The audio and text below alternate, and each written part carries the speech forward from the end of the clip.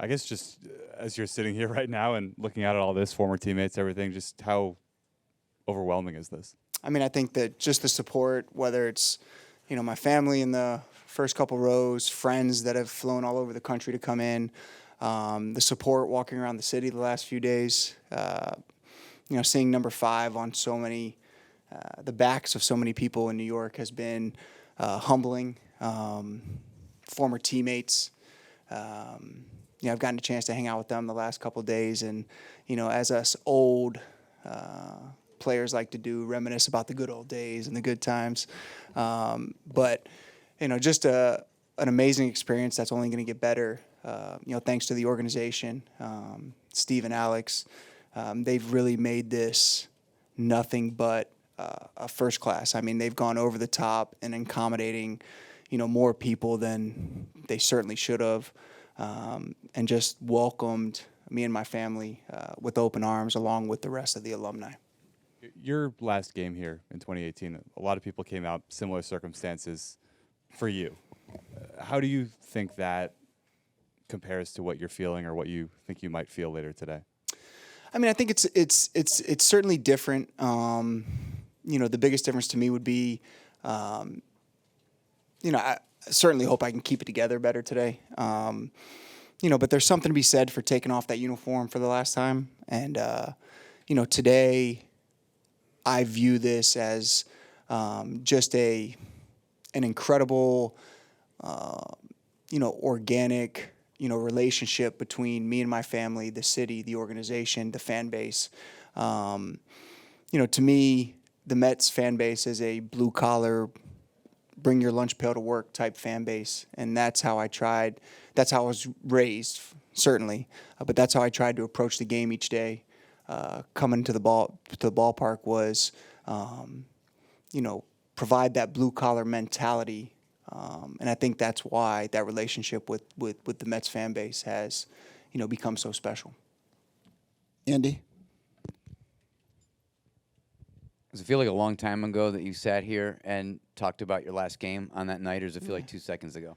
Hey, Andy. Well, I wouldn't be sitting up here. I mean, I saw the thing, right for Beltran in 04. That was They should have done it. we got both. So that they, I'm sorry. What was the question? I just saw you and I thought about that. Yeah. Fair enough. This was a nicer topic. Yeah. Does this feel like you were just here, or does it feel like a million years ago that you sat here when your last time in uniform? It feels like it was yesterday. It's a really neat feeling. It almost to me feels like the feeling you get when you come home from like a long trip, or you've been away and you get the chance to come home, and seeing the familiar faces from everybody from ownership on down to the team, and just the different smiles that you were accustomed to seeing on a daily basis. Now you get to see once a year, or whatever it is that we come back. It's just really neat, and it brings back a lot of memories to harp on the old person reminiscing thing. I catch myself reminiscing more than I ever did, when I played. Gary, on the right. Hey, David, back here. 2 questions. One, we saw on the documentary this week some of your daily exercises. How are you feeling? Like, are you able to do daily activities? How do you feel with the... Yeah, I mean, it's just the hardest part about the back thing is just the unknown. I think that I'm very routine-oriented, as you could probably ask my kids and my wife. I like to stay on schedule. And the hardest part that is I can do the exercises, I can do everything I'm supposed to do, and for no rhyme or reason, it just doesn't, I'll hurt the next day, what it is. But I had another procedure about a year and a half ago that has really solved some lingering things that were going on. So hopefully that does me some good for a little while. But for the most part, pretty solid. I mean, I don't want to jinx it, but pretty good. But I guess the hardest part is the mental part of it, of not knowing, you could do everything right and you just don't see the results that you're expecting. And David Peterson was saying how important his interactions with you in, I think, 2018 at Single A were, and how you taught him what it's like to be a Met, to be a professional ball player. There's so many homegrown players on this team. Do you feel a link to those guys, even if you didn't play with most of them, that you helped in some of their development and maybe maintain the chain that's been going on? For sure. I mean, being a homegrown Met, being a Met since I was 18 years old, it hits harder for me. And those are the types of guys that, not that I don't root for everybody, but that I have a genuine rooting interest for, because, I know how special it is to put that uniform on, in particular for, a long period of time. So, those homegrown types of guys are guys that, I certainly pull for, that, whether it's once a year or when I was, seeing David in 2018, that I try to explain or as best I can put into words the impact and the meaningfulness of putting that uniform on.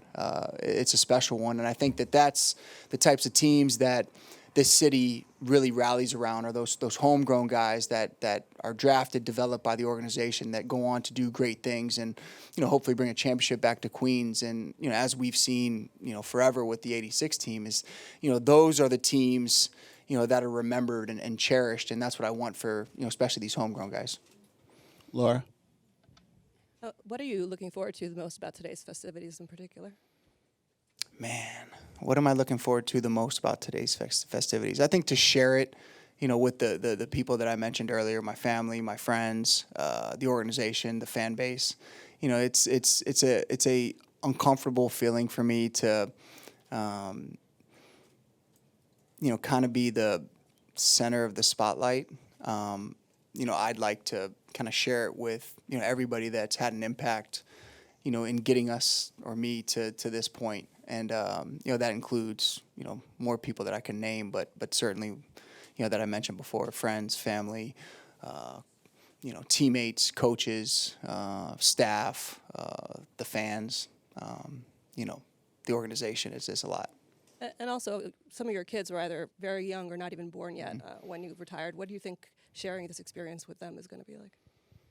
I don't know. We can ask them. What do you guys think? What's the most exciting thing about today? Don't know. The cotton candy, probably. Yeah.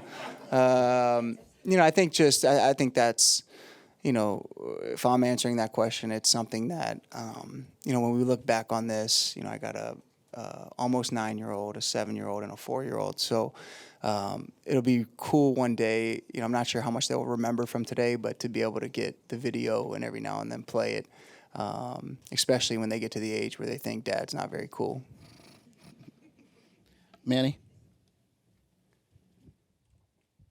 Congratulations, first off. Thank you. And just piggybacking off of Jerry's question, Max Kranick mentioned earlier this year that his coolest moment, debuting for his favorite team growing up, was receiving a text from you, I guess, prior to opening day. Is that something that you do for young players every year? And just why do you make that gesture? I don't know. I mean, I guess part of it was, I used to, reach out when I played, whether we traded for somebody or, drafted somebody and kind of welcome them to the organization. And, I still follow from afar. I don't watch a lot of the games kind of play by play. I follow, but, 4 o'clock on the West Coast is kind of a tough draw with the kids. But, so I follow, so I know what's going on. And I read the stories. And, I reached out to Max just to congratulate him. And, it was very cordial and very nice, and he was very appreciative. And then, of course, it turned, as we know, my buddy Rack is down in the bullpen, and I think he did something, where you got to give the young players a hard time. So they started calling him the franchise. So then I had to reach out again. Rack asked me to reach out and give him a hard time for, not following one of the rules or breaking one of the rules. So I had to give him a hard time about that. But it's fun to me, it's like the clubhouse banter that you really miss. And part of that and staying kind of somewhat in the loop, whether it's with Nimmo or Rack or, Mendy. I speak to Mendy. And it's really cool to just get back in the clubhouse and kind of talk shop a little bit, because I miss that. And just I wanted to get you on the record. Terry Collins mentioned yesterday they used to race with Jose Reyes during spring training. How many times did you beat him out in a foot race? Right. What? Did we ever race? There's two guys standing next to each other. I could beat one of them, and I probably couldn't beat the other.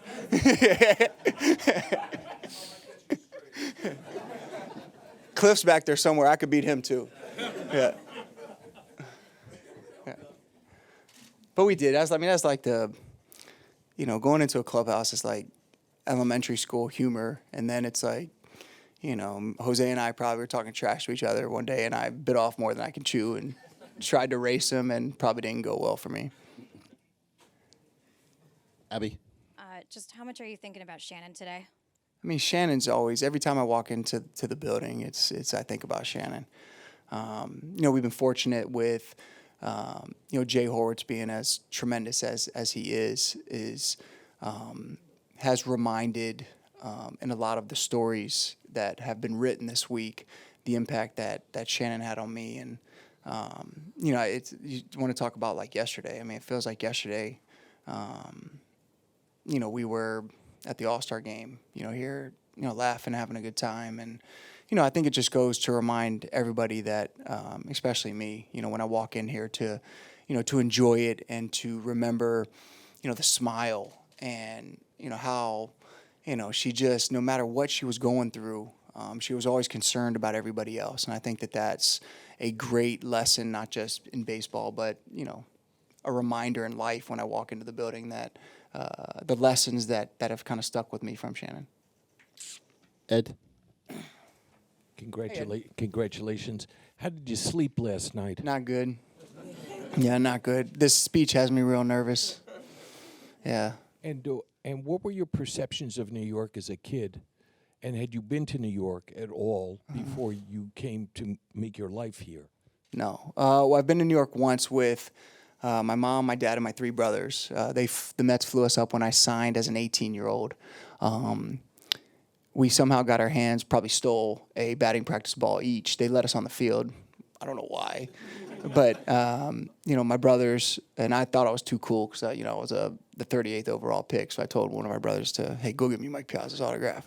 So they're running all over the field during batting practice, probably upsetting Bobby V, asking for autographs in the middle of batting practice. So that was the first time. The second time was flying over into LaGuardia after I got called up. So my perception of New York, I didn't know much about it. I mean, I knew that our AAA team was 15 minutes from where I grew up. My dad was a Norfolk police officer, so occasionally he'd take us, and a lot of his buddies kind of did security at the stadium, so he'd get us a foul ball or let us meet a player. And we were going through some pictures the other day. I got pictures with DJ Dozier and Clint Hurdle from when they were in Norfolk. That my dad probably asked a favor for one of his buddies that was working security to get us on the field and take those pictures. But really neat memories, and again, kind of storybook how grew up a Mets fan because of the Tides, drafted by the Mets, developed by guys that I grew up idolizing, and certainly my dad, with Hojo and Tim Tuffle and Straw, and these guys just being around the kid. Just being around a lot and getting a chance to pick their brains. It's, kind of just a crazy, crazy coincidence that I'm very thankful happened. Mike on the left. Hi, Mike. Hello. David, is there any backstory on how you ended up with number 5?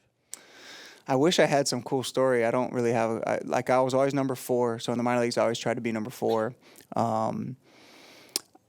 I was number 44 in AA because if my memory serves me right, they retired 4 for Eric Cole, Brian Cole, who I never got a chance to meet. But I think that's correct. So that I wore number 44. I got called up halfway through the season to Norfolk and randomly had 5 hanging in my locker with no rhyme or reason. And that was one of the coolest things, as I mentioned, flying over Shea into LaGuardia. I went straight from the airport to the ballpark, and I couldn't wait to see what number I was going to be, because that spring I was number 72 and would have been perfectly happy with 72. But later on I found out that Charlie Samuels, the old equipment manager, gave me 5 because of Brooks Robinson and George Brett. Also, I read in an interview this week that you said you could tell somebody's motive by looking into their eyes. What did you see when you looked into Jeff Francoeurs' eyes? I thought you were going to ask about yourself, and I was like, we're going to have to take this outside, Mike. No. Well, Jeff Francoeurs' eyes, first of all, they're big. He's got those big eyes, so it doesn't take a lot to look into his eyes.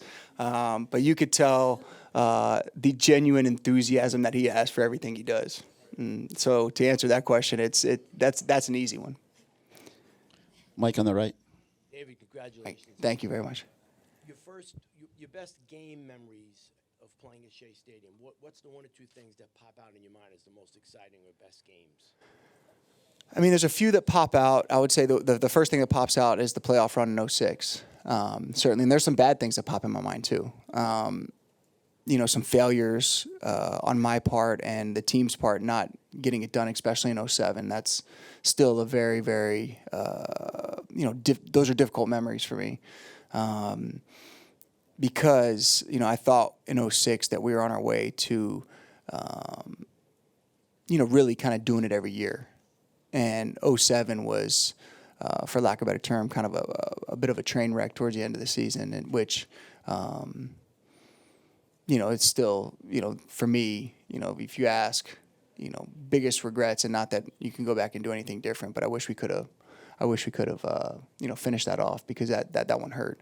But the 06 playoff run was out of this world. When Endy made that catch, I mean, it's you hear it all the time, but you look up and you see the stadium legitimately swaying. And that's the loudest I think I've ever been, like on the baseball field. And that was a moment that, again, I can picture it like it was yesterday. Danny in the middle. Hey, Danny. Congratulations, Thank you. David.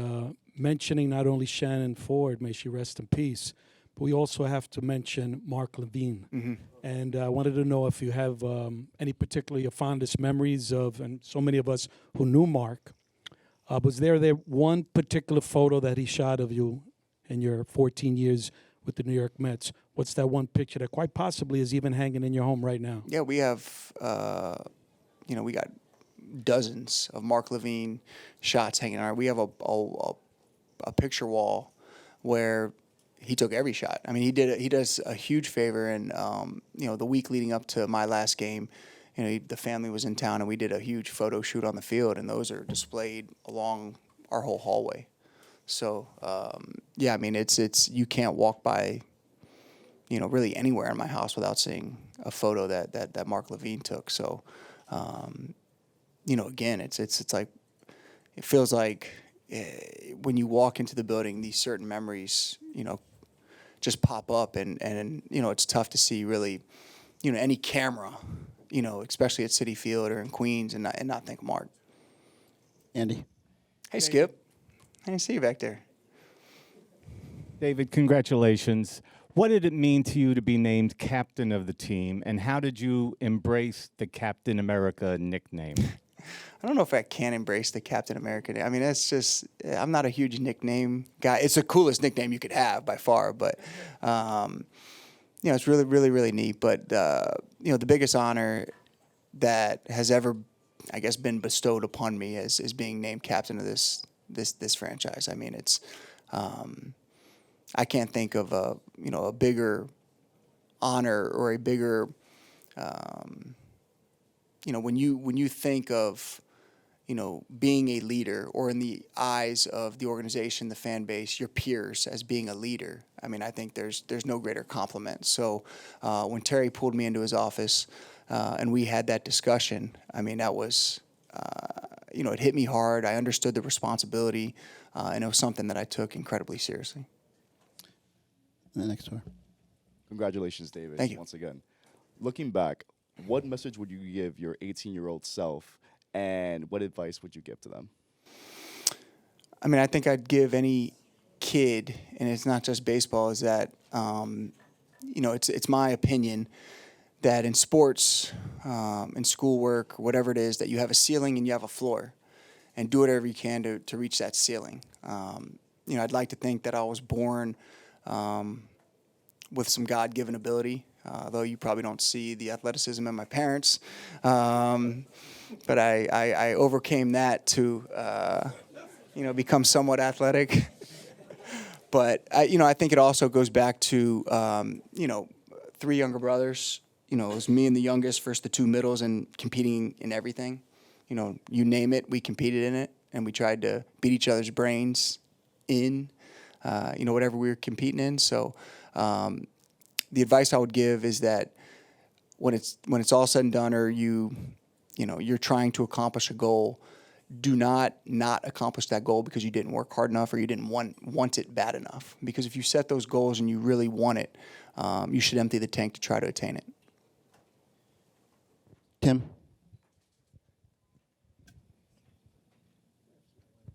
Hey, David. Over Where are we looking? left side. Where are we at? You said at the end, your last game in 2018, that you weren't yet at peace with the end result. I'm wondering, have you been able to kind of achieve that closure? What has that process been like since you played your last game? Yeah, I mean, there was nothing that I could do to, to do the thing anymore. It was just it was done. It took a while for my brain and my heart to kind of match up with that, but I think that very few athletes get the ending that they want, that storybook ending. I certainly wouldn't call mine a storybook ending, but it's better than 99% of what athletes get, and I'll forever be thankful for getting that opportunity. I think that the send-off that the organization, that the fans gave me, I guess I truly realized at that moment the bond that I'm going to have with this city and this organization for the rest of my life. Mark in the middle. Hey, David, congratulations. So you mentioned your first trip to New York was when you signed and you were taking BP and you sent your brothers to get Mike's autograph. Can you reflect on the fact that your number is going up next to Mike's? And also, I know in speaking to you in the past, like two of you guys growing up that you looked up to were Cal Ripken and Hojo. What about the two of them, stood out to you? Yeah, I mean, and this is going to be a bit of not a generalization, but I was so lucky, and I think seeing the faces that made an impression on my career as a baseball player and a person the last few days, I've become even more appreciative of how lucky I was. You see Joe McEwing back there. You see Cliff Floyd, Al Leiter, Johnny Franco, Mike Cameron's going to be here. I know I'm missing some, but it's to be able to come into that clubhouse and be a naive, no idea what I'm doing 21-year-old kid and have these guys take me under their wing and show me how to act like a professional. I'm going to call it dress like a professional, but it didn't look like it. Looking back on it, certainly wasn't looking professional at the time. But when to be at the ballpark, the preparation. Those impressions at the time don't seem like a big thing, but when you look back on it, it was all the difference in the world. So, and then to rewind a little bit about Hojo,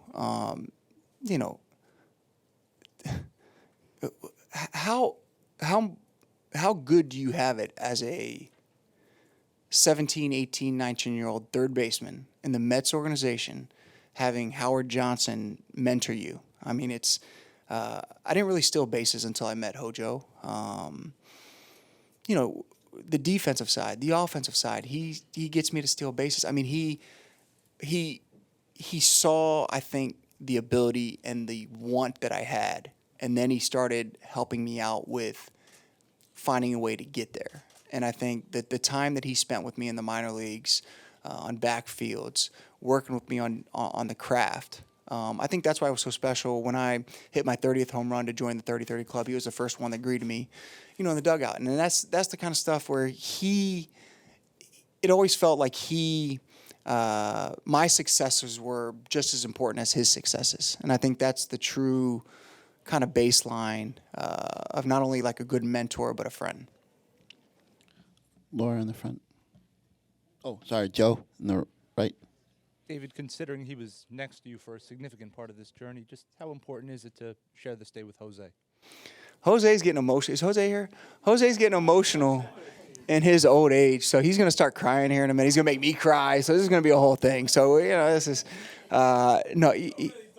You know, I told him this the other day. If I was going to create a baseball player in a video game, I'd create Jose Reyes. He could do it all.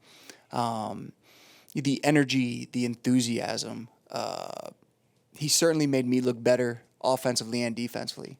We knew each other, and this story's, I'm sure, I'm repeating myself, but Guy Conte was our field coordinator. I think Jose was 17, I was 18.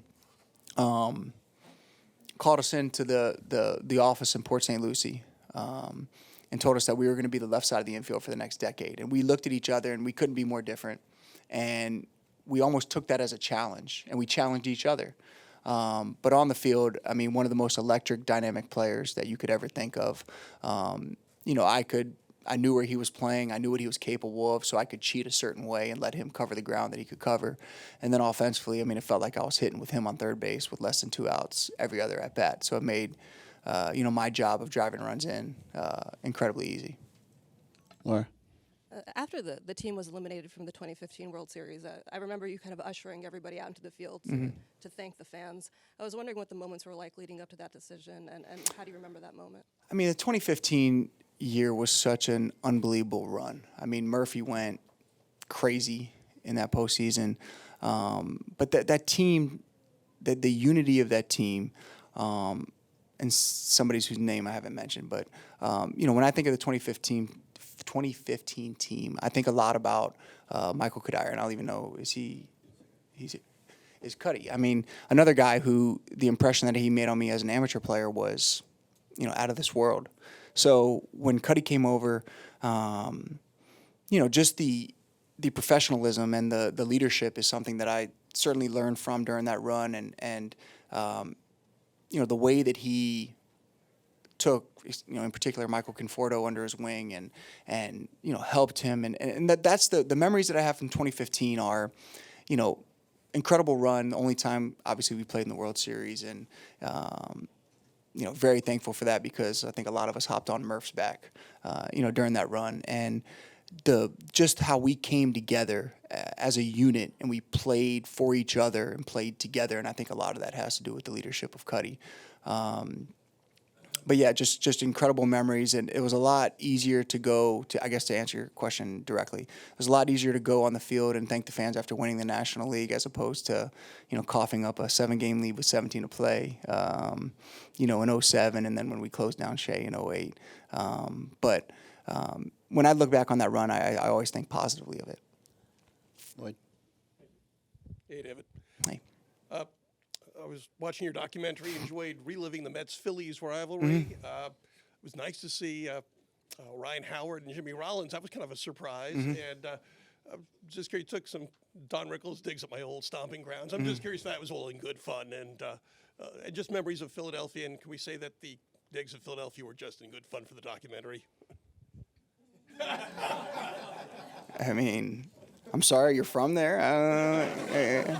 No, it's, you know what, people ask what's my favorite place to play, and I say Philadelphia all the time, because I love the atmosphere. I love the, I love the, the competitiveness. I love the rivalry. I don't necessarily love the city or the people, though, so I'm not backtracking on that. Or the players, Couple more. One in the back. Congratulations, David. Thank you. Luis Gonzalez, Quisqueya International. How are you? Good, thank you. You've given so much to this game. You've given so much to this organization. What has the game given back to you? There was that's a good question, because there was what do you call it, like a motto in the minor league clubhouse we used to go to that said, if you give to the game will give back to you. And, I'd like to think that, I went out there and tried to play the game the right way and give to the game. And I'll certainly say I think that the game has given me more than I could ever imagine. It's crazy to think that, I'm sitting up here talking about this right now. It still is. And I've used this before. It's, I was a big prank guy, when I played. And, I used to go play pranks and stuff, and this would be the ultimate prank if I get out there on the microphone today and, somebody comes out there and yells, "Psych," or something like that. So,